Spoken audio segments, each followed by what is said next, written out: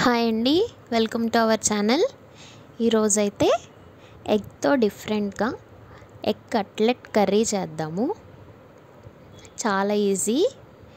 ముందుగా ఒక ప్యాన్ తీసుకుని అందులో ఒక గ్లాస్ వాటర్ వేసి, మీడియం సైజు ఉండే గిన్నెలు ఉంటాయి కదా, మీడియం కానీ మినీ కానీ, ఆ బౌల్స్ని మీ ఇష్టం మీకు నచ్చినన్ని, నాకైతే 3 సరిపోతాయి.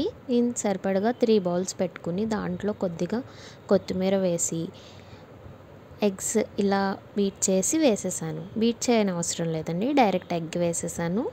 వేసి దాని మీద కొద్దిగా కారం, కొంచెం ఉప్పు, కొంచెం పసుపు వేసి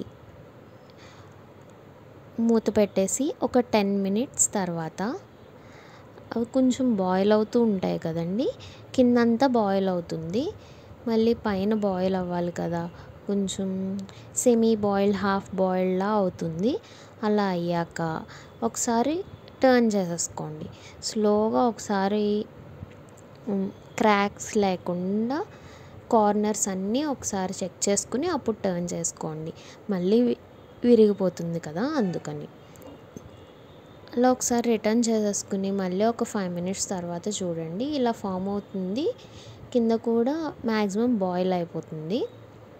అలా బాయిల్ అయిపోయిన వాటిని పక్కన పెట్టేసుకుని వేరే ప్యాన్ తీసుకుని అందులో 2 టేబుల్ స్పూన్ ఆయిల్ వేసి, సన్నగా కట్ చేసుకున్న 4 పచ్చిమిర్చి, ఒక 2 మీడియం సైజు ఉల్లిపాయలు సన్నగా చీరుకున్నవి ముక్కలేసి ఒకసారి కలపండి. ఒకసారి కలుపుకుని అందులో 1/2 స్పూన్ పసుపు, 1 స్పూన్ ఉప్పు వేసి మగ్గనివ్వండి. ఒక 5 మినిట్స్ మూత పెట్టేయండి.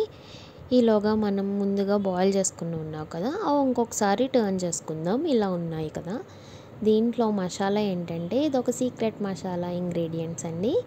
మీరు కమెంట్ చేస్తే దీని ప్రాసెస్ నేను వీడియో చేసి పెడతాను. ఇది మా ఇంట్లో కంపల్సరీ ప్రతి నాన్ వెజ్ కర్రీస్లోనూ ఇదే వాడతాను. నేను వేరే మసాలా ఏమీ వాడను. సో అదొక స్పూన్ మసాలా వేసుకుని 1 స్పూన్ కారం వేసుకుని ఒకసారి మిక్స్ చేసుకోండి. ఇలా మిక్స్ చేసుకున్నాక మనం ముందుగా బాయిల్ చేసుకున్న ఎగ్స్ ఉన్నాయి కదా, ఆ కట్లెట్స్ అన్నీ ఇందులో వేసేసి ఒకసారి అటు ఇటు తిప్పుకుంటూ మార్చుకుంటూ రిటర్న్ చేసుకుంటూ తిప్పుకుంటూ ఉండండి. అలా ఒక 5 మినిట్స్ అవి కూడా షేడ్ మారుతాయి ఎగ్స్.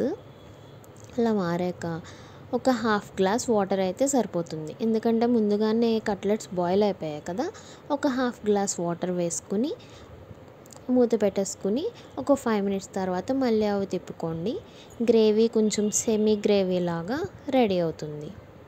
అంతే, చాలా ఈజీగా డిఫరెంట్గా ఎగ్ కట్లెట్ కర్రీ ఇలా చేసుకోవచ్చు. చాలా తక్కువ ఇంగ్రీడియంట్సేనండి. ఒకసారి మీరు కూడా తప్పకుండా ట్రై చేయండి, చాలా బాగుంటుంది. రైస్లోనే కాకుండా రోటీ, పుల్కా, చపాతీ వీటిలో కూడా చాలా బాగుంటుంది. పిల్లలు కూడా చాలా ఇష్టపడతారు. ఎప్పుడు ఎగ్గే కదండి మనం వండుకునేది. ఈసారి ఇలా డిఫరెంట్గా ఎగ్ కట్లెట్ చేయండి, చాలా బాగుంటుంది. మీరు కూడా తప్పకుండా ట్రై చేస్తారనుకుంటున్నాను. Please like, share and subscribe. Thank you.